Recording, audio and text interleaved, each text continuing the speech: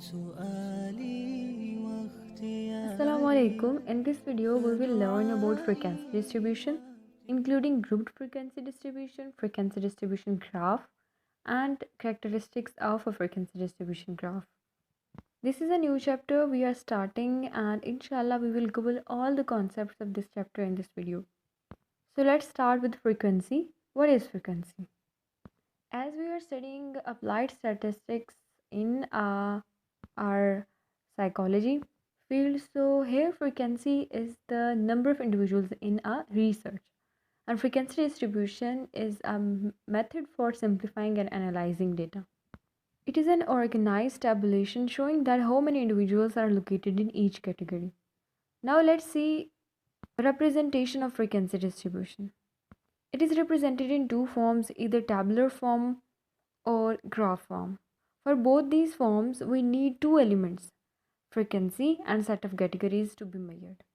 First of all, let's understand tabular form.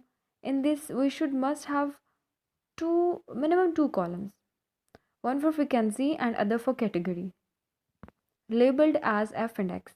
If third column is used, that will be for proportion, represented with small p, that is equals to frequency over sum of frequencies n. Proportion is also known as relative frequency because it describes frequency in a relation to the total number. If fourth column is added, that will be for percentage. For getting percentage, proportion will be multiplied with 100. Now let's talk about grouped frequency distribution. In this, data is organized into groups known as classes or class intervals. In a class interval, lower value is lower limit and higher value is upper limit. There should be minimum 10 class intervals in a grouped frequency distribution, and width between both limits should be same for all intervals. So this was all about frequency distribution and grouped frequency distribution. Now let's talk about frequency distribution graphs.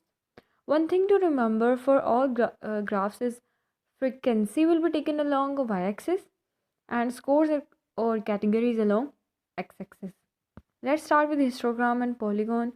When we have numerical scores from interval or ratio scales, histogram will be used. For this, continuous bars will be drawn as shown. And for polygon, dots are marked by using measurements, and then these are joined, making a figure or a shape, random shape. Both of the graph, histogram and polygon, are shown here. Second graph we will see is bar graph. When we have magnitude from nominal or ordinal scales, bar graph will be drawn according to the measurements, like this. This is a graph for personality types, where frequency is taken along y-axis and personality types A, B and C are taken along x-axis. In a bar graph, bars should be drawn separately instead of adjacent. Thirdly, a smooth curve for frequency distribution. A smooth curve is a bell-shaped curve or normal curve and mostly used for measuring different traits. For example, intelligence level. For traits normally distributed, more people at maximum or highest level, and equal number of people at both positive and negative sides. Now let's talk about characteristics of frequency distribution curve. There are three characteristics. First one is central tendency. Central tendency is the average point or a mean point where we mostly have highest number of individuals or highest value of frequency. Second characteristic is variability. It is the number of frequency or individuals on both sides of the mean. Third is shape. The shape of the curve is either symmetrical or skewed. When one half of the curve is the mirror image of the other, it is symmetrical. And when the curve is skewed, it is either positively skewed or negatively skewed.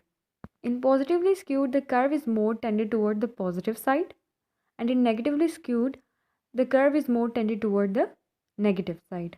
Both have different positions for central point. This was all about frequency and frequency distribution. If you have any query or suggestion, let me know in the comments. And if this video is helpful for you, do like it, subscribe the channel and press the bell icon. Till the next video, fi aman Allah.